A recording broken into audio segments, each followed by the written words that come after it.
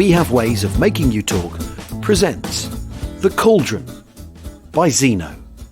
Read by Al Murray. Chapter 15. Bridgman bent, cupped his hands under Butcher's shin and hoisted the Cockney through the window. Blake had most of his men in the back rooms of the house, the ones which faced divisional headquarters to the east and the lower hospital to the south. He was as worried about the gap below them as Bridgman was. They'd been mortaring hell out of Div HQ. He looked across the open ground towards the tennis courts and the hotel beyond them. They must have hit a lot of their own chaps too. The POWs don't stand much chance in there, but they've started to dig in now. How's it going the other way? Bridgman looked at the German prisoners huddled behind the wire netting which surrounded the tennis courts. He supposed he should feel sorry for them, but he didn't. If they were unwounded, they shouldn't be prisoners. He looked back at Blake's cheerful, smiling face, at his blue eyes, still bright though the whites were veined with red, at his broken nose and pugnacious chin, with its harvest stubble of fair hair. He looked to the right of the window where Cobbold and Ewing crouched behind their Bren gun, its muzzle pointing to the left of the hospital, at the gap between it and the trees. A German patrol got itself shot up by 3 platoon. Mr. Brown let them come on till they were caught out in open gardens with glasshouses behind them. I should think they were cut about a bit.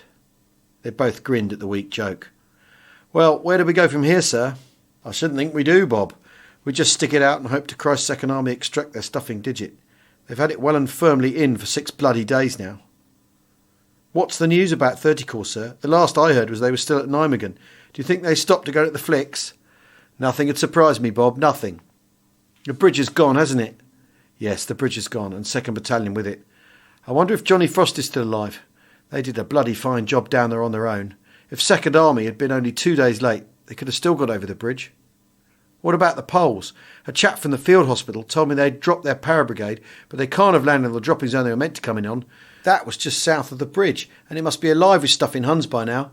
They landed at Driel, immediately below us. They formed a perimeter on the south bank, so it'll be nice and comfy for 2nd Army when they arrive. If they arrive. They both stopped talking and listened. That was our chaps. Get most of your men to the back. Come on, O'Neill. Bridgman and O'Neill were out of the room and heading for the rear of the house before the last words were out of the platoon commander's mouth. Blake left Cobbold and Ewing with the Bren to watch the gap below the hospital. He took Bignell and Adams with him into a back room, and as he shouted to Marston in the house above him, he saw Bridgman and O'Neill sprinting across the last of the 40 yards which separated them from the rear of Gorman's section. Marston's face appeared at an upstairs window, and Blake shouted to him to get his men to where they could cover the gardens. He looked back and saw Bridgman disappear through a back door. The automatic fire was intense, and Blake spotted the muzzle flash from a machine gun in Murray's position. Gorman's houses blotted out his view of the road where he guessed the trouble to lie. It was the first time since they had landed that Blake's and Marsden's men had not contributed directly to an action in which the platoon was involved, and this made Blake feel uncomfortable and apprehensive. He couldn't see. He didn't know what was going on. He had to resist the temptation to slip over to Gorman's houses and find out for himself. What's happened, Sergeant? It was Adams who spoke, his voice carrying a slight squeak of bewilderment. Blake looked at him and laughed. Adams was getting better, improving as a soldier every day, but the sergeant found it impossible to imagine the youngster as an adult. He was so open to surprise, ingenuous when confronted by the unexpected. Blake looked back towards the screening houses. It would be a pity if Adams was killed. It would be a loss to the world of one tiny scrap of naive freshness from its meagre store. I don't know, Adams. Jerry's having a bash at one of the other sections. Probably only patrol. We'll find out soon enough. Just keep your eyes skinned. Bignell opened his mouth to speak and then changed his mind. He'd been about to say something deflating to Adams, but he had stopped in time. He'd once seen Blake lose his temper with a man who had taken advantage of another's inexperience to humiliate him, and he decided he didn't want to repeat with himself on the receiving end. Butcher wandered into the room through the door behind them. You blokes don't know how well off you are.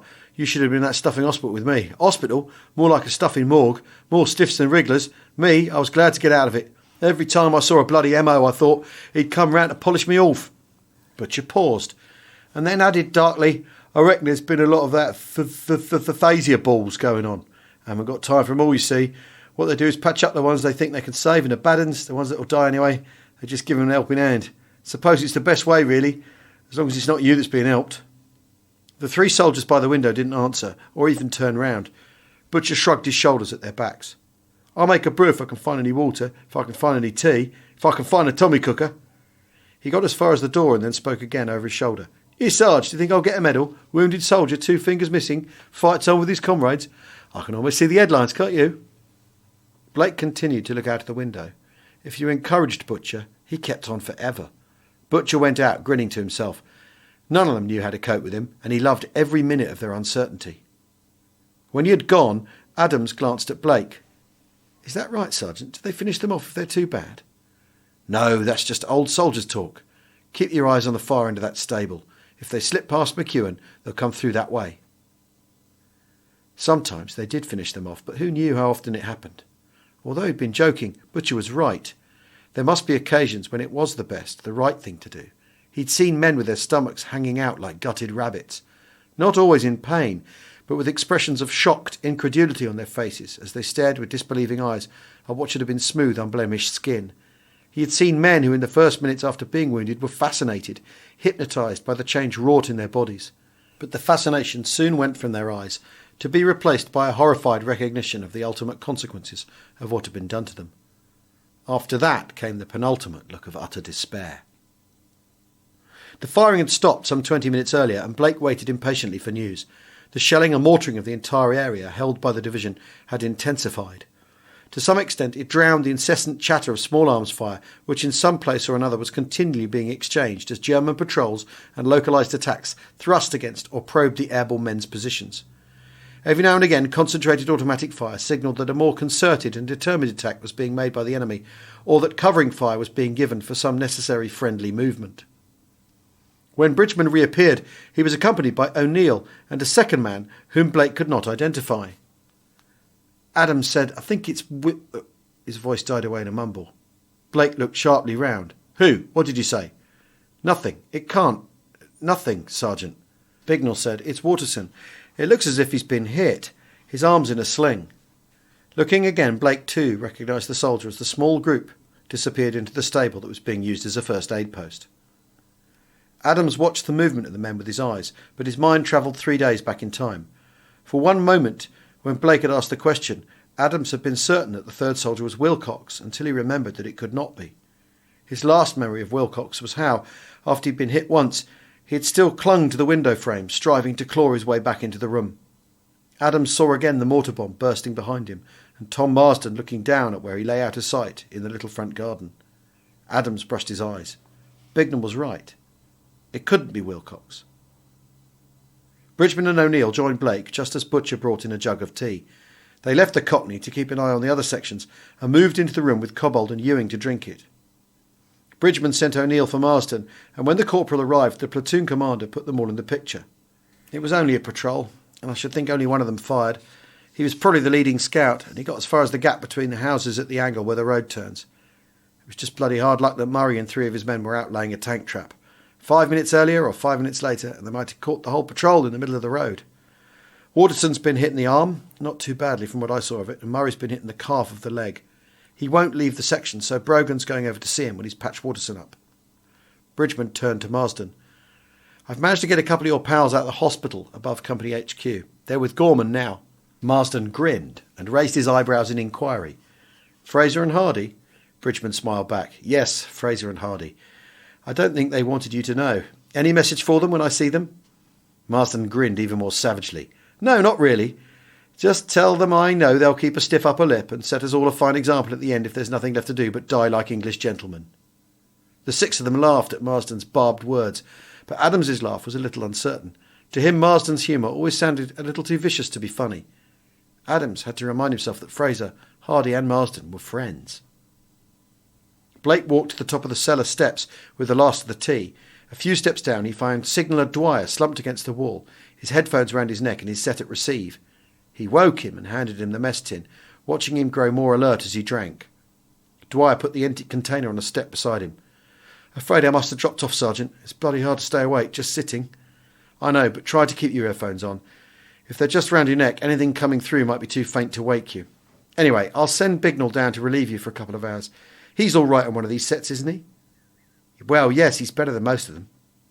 Blake went back and sent the other man down. Then he climbed the stairs to the top of the house, looking cautiously out of each window in turn. To the east, the scenery looked bruised and shattered, as if a giant hand had run its fingers idly through the trees, stripping the leaves and tearing the bark.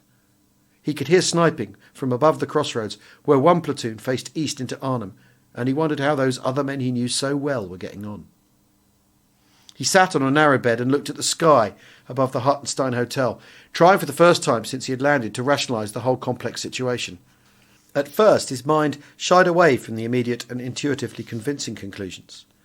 He sat up on the bed and took deep breaths, disciplining his body as a requisite to the marshalling of his thoughts. The division, as a division, was finished. No amount of optimism could enable anyone to visualise it being reformed before the war ended.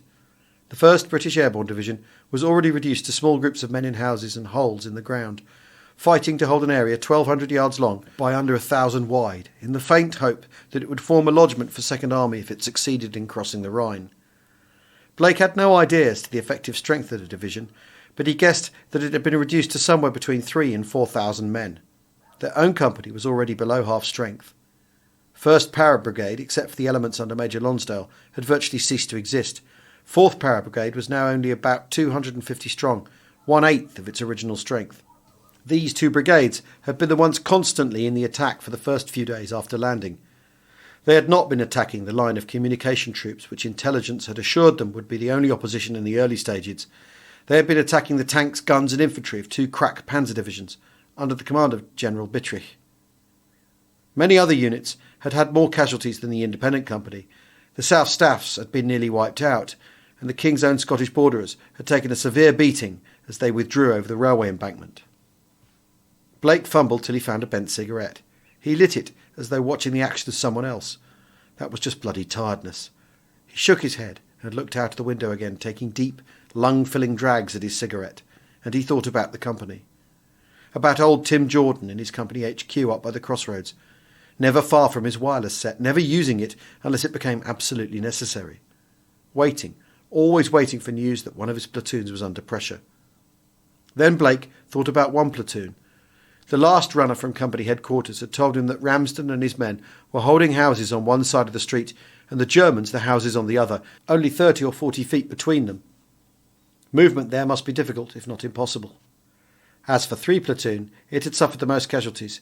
It was well below half strength, and all its section commanders had been killed or wounded. Blake found himself thinking methodically about his own platoon, as if he were going through the nominal roll of its remnants. He wondered what Bridgman really thought about it all. It was hard to know with any certainty. One would have to know Bridgman as a man, and to believe that he looked upon you as a man.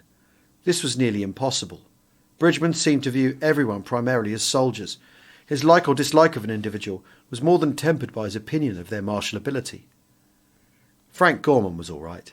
As for Murray in headquarters section, Blake had no doubt about Murray's guts, only his ability. Murray was out to prove something, that he was as good a sectional commander as the others. This worried Blake, and to some extent he blamed Bridgman for the circumstances which made Murray think it necessary that he had to prove anything. Theoretically, Bridgman had a good case. Headquarters section was for the defence of platoon headquarters, and in the role that units of the company had to play, headquarters was more often than not where the Eureka had been set up.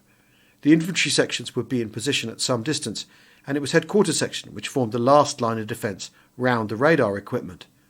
It was logical that Murray's section should normally be kept in reserve, but after the company's pathfinding role had been completed, it no longer made much sense. Blake thought about the individual survivors.